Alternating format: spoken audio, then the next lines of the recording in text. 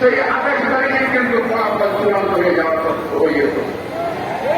যদি আমরা আপনারা একটা মিছিল নিয়ে দাঁড়াতে পারতাম, কিন্তু কেন পারি নাই? কেন পারি নাই? মৃত্যু ভয় ছিল, রক্তদানের ভয় ছিল। যদিও আমরা হাজার মন্ত্রী বলি,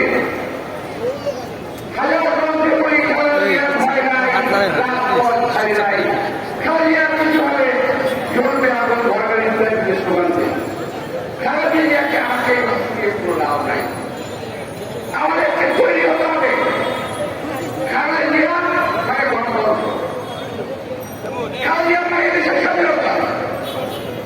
এক ভাই কি নিয়ে আসছে, গানা নিয়ে আসছে, কিছুই লেখে নাই। দেশের বেগম খালেদিয়ার একটা ছবি নিচে লেখা আছে, খালেদিয়া সুস্থ হলে দেশ সুস্থ থাকবে, আর কোনো স্লোগান নেই। কথা তো ঠিক, খালেদিয়া অসুস্থ, আজকে পুরো জাতি অসুস্থ হয়ে গেছে, চোর টাকাতে ভরে গেছে দেশ। এটা আমার বক্তব্য না, পত্রিকা খুললেই আজকাল দেখা যায়। আমাদের কিছু কিছু সাংবাদিক বাইরে ইদানিং একটু সাহস হয়েছে বলে আমার মনে হয়। সরকার পত্রিকা লিখতে দেয় না, চুরি বাটপাড়ির কথা লিখতে দেয় না, চোরদের কথা লিখতে দেয় না, কিন্তু কিছু কিছু খবর প্রকাশ হয়ে যায়, বিশেষ করে সোশ্যাল মিডিয়ার কারণে। প্রিয় ভাইরা, আজকে আমি কথা বললাম এই কারণে যে আমাদের যে জনসমর্থন, এই জনসমর্থনকে কাজে লাগিয়ে আমাদেরকে প্রত্যেকটা কর্মীকে, প্রত্যেক এলাকার, প্রত্যেক এলাকার আমাদের যারা সমর্থক আছে তাদেরকেও মাঠে নিয়ে আসতে হবে। আজকে দেখলাম কি দেখিয়েছি জানেন সোশ্যাল মিডিয়ায়, ওই যে কি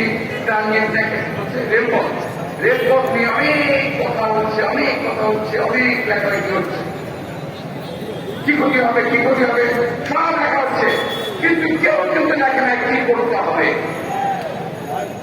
প্রিয় ভাইরা, সমস্যা আছে, সমস্যা থাকবে, এর সমাধান করতে হবে। আমরা পাকিস্তানের সঙ্গে যুদ্ধ করেছি, মানব ভাষানি বলেছিলেন